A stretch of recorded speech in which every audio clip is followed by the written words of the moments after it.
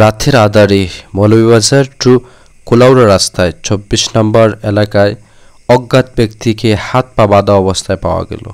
ওই ব্যক্তিকে গাছের সাথে খেয়ে বা কারা অজ্ঞান করে বেঁধে রেখে যায়।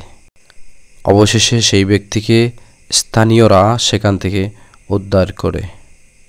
উদ্ধার করার সময় তার হাত এবং মুখ বাঁধা ছিল।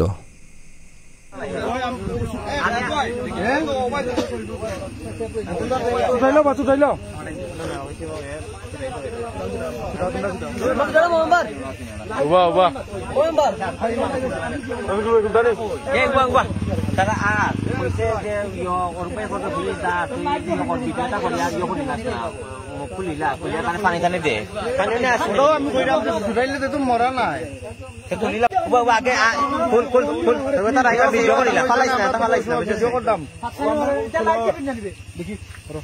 আচ্ছা এখন আতর বাংকুল বলে এখন যেটা পানি চিনি তো পানি আছে ও আতর বান্ডা গুলো তুই ব্যাগ করে দর ফড়ি দিই ভাই রনি দুইটা কিও মোবাইল ধরে দর ফড়ি দিই এরে আরো জন দাও না ধরো সমস্যা না ধরো ঠিক আছে তো ঠিক আছে বো